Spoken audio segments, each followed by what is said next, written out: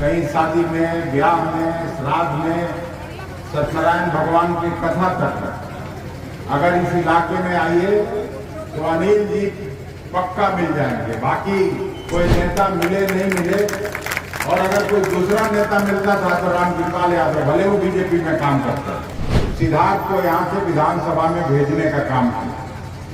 फिर भी पता नहीं कौन सा लोभ लालच ऐसा हुआ कि कांग्रेस छोड़ के और भारतीय जनता पार्टी में वो चले। वो कुत्ता काटा होगा वही ना भाजपा में जाएगा, जिसका दिमाग उल्टा हो गया होगा वही ना भाजपा में जाएगा। ये जिसको कांग्रेस पार्टी टिकट देगी 10 बजे चुनाव जीत के वो विधानसभा में पहुंच जाएगा। सचेतक बनाए थे, जो मॉनिटर जैसे स्कूल में पढ़ते हैं ना, वैसे ही हर पार्टी का एक तो मॉनिटर रहता है, तो उसी को मॉनिटर बना दिया।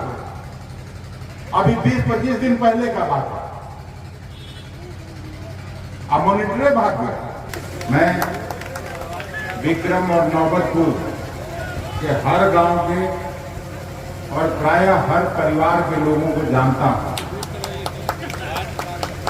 2005 में मैं पूछ रहा था, अनिल जी जब विधायक बने थे तो हमारे एक साथी थे, उस समय मैं राष्ट्रीय जनता दल में काम करता था, स्वर्गीय श्यामदेव सिंह जी। श्यामदेव सिंह जी को मैं टिकट दिया था यहाँ से, और लगता है कि उन्हीं को हरा के अनिल जी पहली बार विधानसभा में पहुंचे थे। और उसके पहले मैं लगातार देखता रहा, यहाँ जब कभी भी कहीं शादी में, ब्याह में, श्राद्ध में, सत्यनारायण भगवान की कथा तक अगर इस इलाके में आइए तो अनिल जी पक्का मिल जाएंगे। बाकी कोई नेता मिले नहीं मिले, और अगर कोई दूसरा नेता मिलता था तो रामकृपाल यादव, भले वो बीजेपी में काम करता। तो ये लोग परमानेंट मिलने वाले लोग हैं, हर सुख दुख में साथ निभाने वाले और क्षेत्र के लोगों का साथ देने वाले। लंबे समय तक कांग्रेस कार्यकर्ता के रूप में इन्होंने काम किया और पहचान इस इलाके में इनको कांग्रेस ने दिया, भले विधायक दूसरे पार्टी से बने। तो इन्होंने जैसे ही इच्छा व्यक्त की और एक ऐसा समय आ गया कि हम लोगों का कांग्रेस पार्टी का 2-2 बार का विधायक, हम आपको धन्यवाद देते हैं विक्रम के अभिभावकों को, नौजवानों को, जो लगातार पिछले 2 बार से सिद्धार्थ को यहां से विधानसभा में भेजने का काम किया। फिर भी पता नहीं कौन सा लोभ लालच ऐसा हुआ कि कांग्रेस छोड़ के और भारतीय जनता पार्टी में वो चले।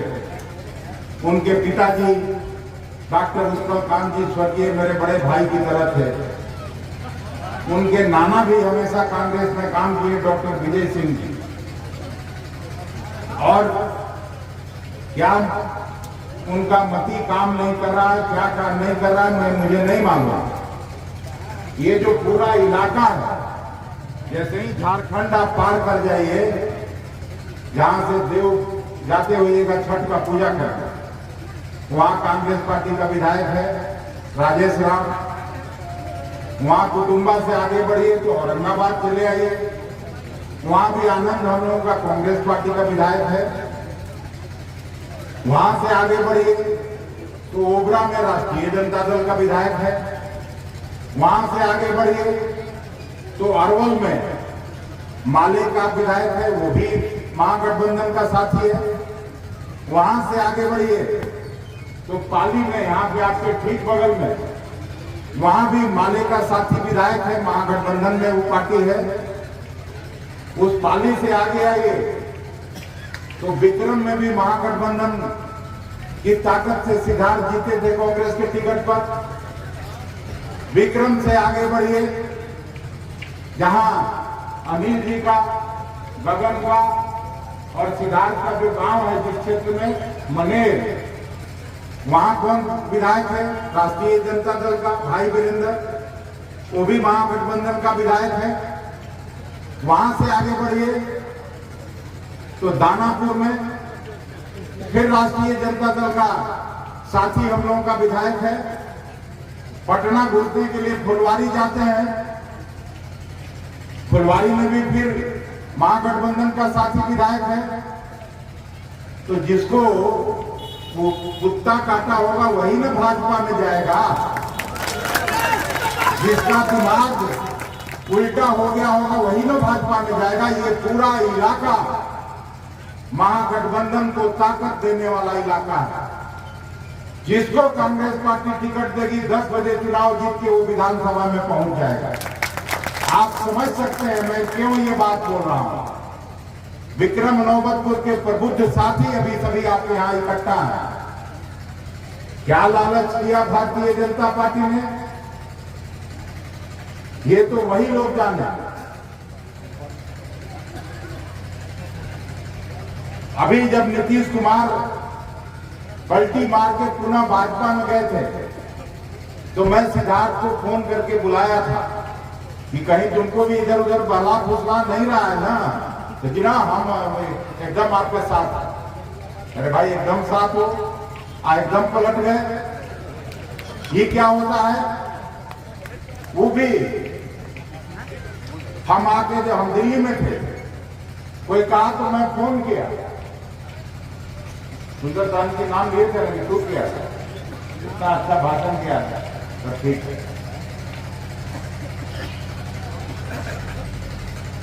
कि सब ठीक है ना। हम सचेतक बनाए थे, जो मॉनिटर जैसे स्कूल में पढ़ते हैं ना वैसे ही हर पार्टी का एक तो मॉनिटर रहता है, तो उसी को मॉनिटर बना दिया। अभी 20-25 दिन पहले का बात है, अब मॉनिटर भाग गया। तो हमको कुछ कहना नहीं है। ये सवाल मैं आपके बीच छोड़ना चाहता हूं। फैसला पहले भी आपका था और अभी भी आपको फैसला करना है। लोकसभा का चुनाव है, इसमें जो आजमाइश महागठबंधन और भारतीय जनता पार्टी के साथ जो अभी नीतीश जी गए हैं उसके बीच मुकाबला होना है। लेकिन जब कभी मैं सुनता हूं, मेरा भी विधानसभा में काम करने का मौका मिला, लोकसभा में काम करने का मौका मिला और अब दूसरा बार राज्यसभा में भी मैं फिर से गया हूं, आपके कृपा से, आपके सहयोग से। मतलब 22 साल का मेरा संसदीय जीवन है, लेकिन मैं ऐसा नहीं देखा जिस तरह से बिहार में नीतीश कुमार ने किया और आपके विधायक ने किया। एक विधायक को हम लोग मंत्री बनाए थे सासाराम के, वो भी पलटी मार दी। उनके यहां भी मैं जानने वाला हूं, वहां भी मैं पूछने वाला हूं। और चुनाव भी फिर आने वाला है। कैसे इस इलाके में कोई जीत जाएगा? दूसरे सिंबल पर पूरा गांव, पंचायत, मोहल्ला सब महागठबंधन को शक्ति देने वाला। और यहां कोई दूसरा जीत जाइए, हो नहीं सकता। जिसको मति भ्रम होना हो जाए। और चुनाव जीतने के बाद लोगों को लगता है कि मेरा ताकत से, मेरा है, हमसे डर के लोग विक्रम का वोट दे देता है, हमसे डर के लोग नौबतपुर का वोट दे देता है।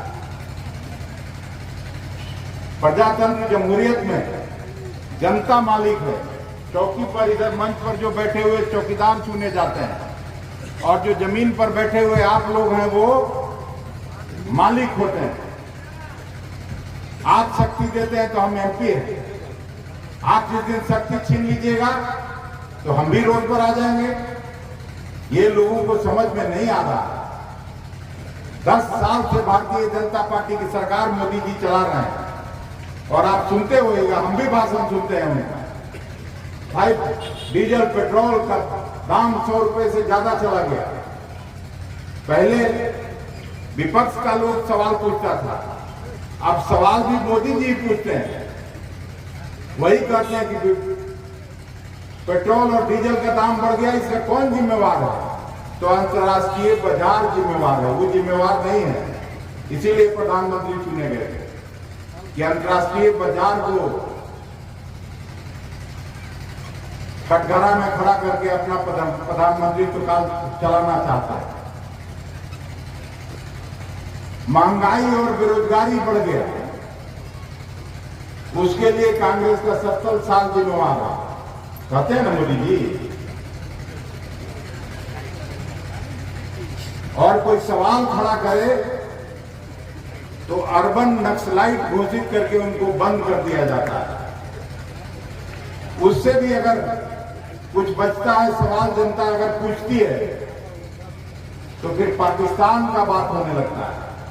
मतलब सरकार से कोई सवाल नहीं पूछे। हम लोग कॉलेज में गए भी नहीं थे, इमरजेंसी का दौर था। उस समय भारतीय जनता पार्टी का नेतृत्व और भारतीय जनता पार्टी के नेता और विरोध में काम करने वाले सभी लोग इंदिरा जी को गाली देते थे।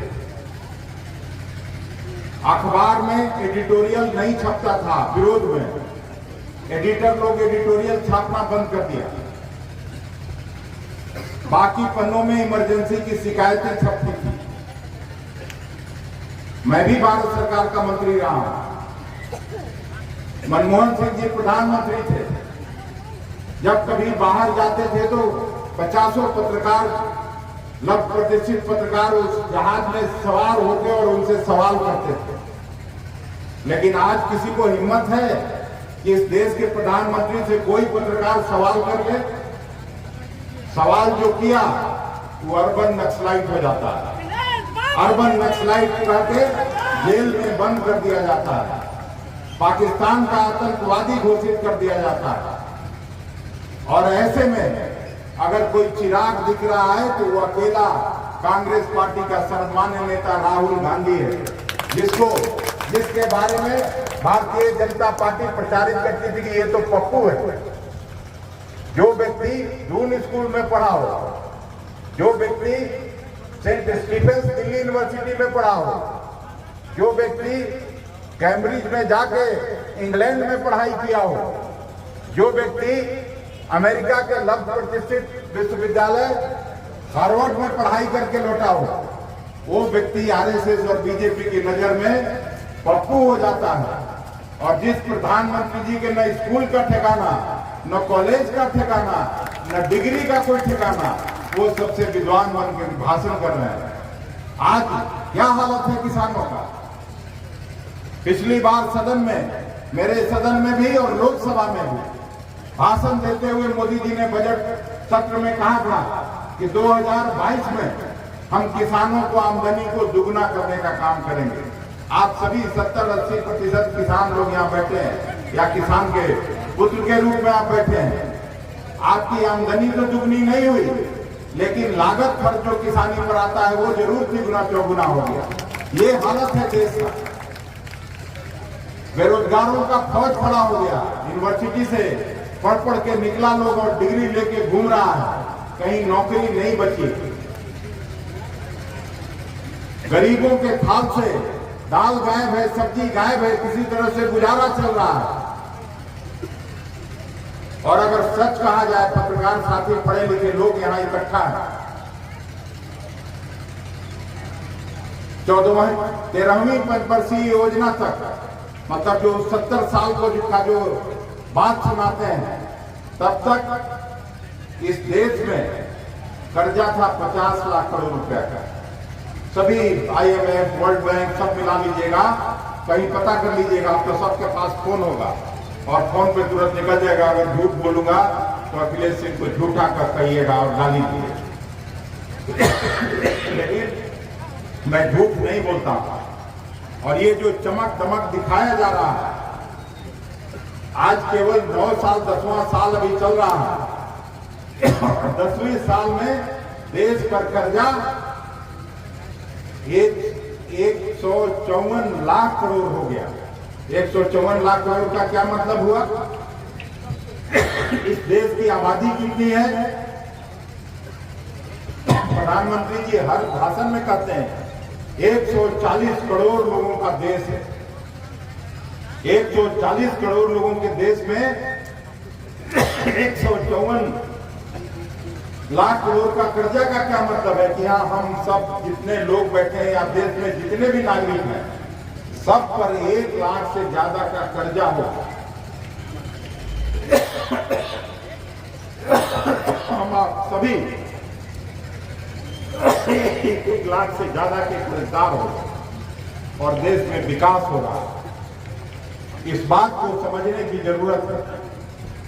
विक्रम और नौबतपुर का लोग नहीं समझेगा तो हम लोग का अरवल और कुर्था का लोग क्या समझेगा?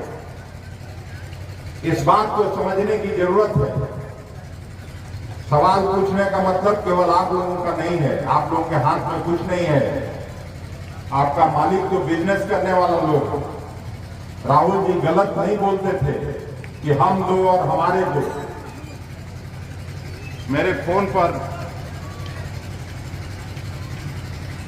एक किसी साथी ने मैसेज भेजा, मैं पढ़ के सुनाना चाहता हूं कि किस तरह से देश में लोग पैसा लेके भाग रहा है। 25 लोगों का लिस्ट था।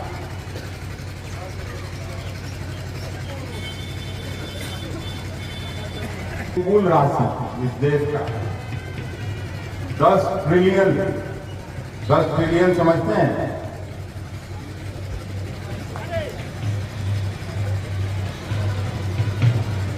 10 अरब रुपया नहीं, 10,000 रुपया 10 ट्रिलियन में।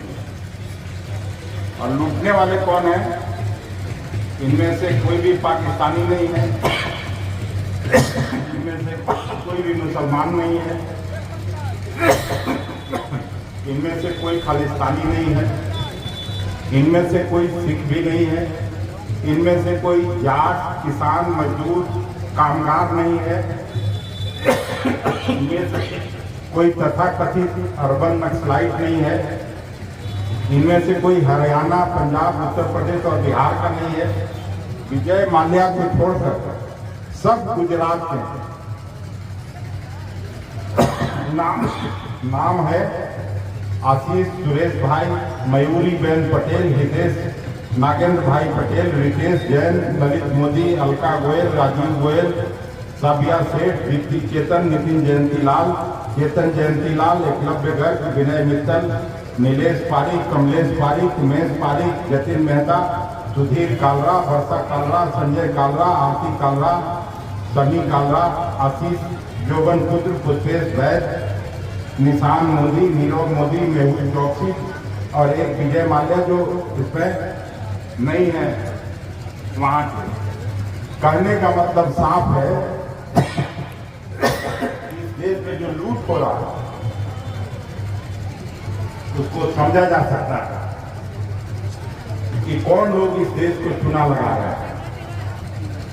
और किसानों की आमदनी दुगनी नहीं हो सकती।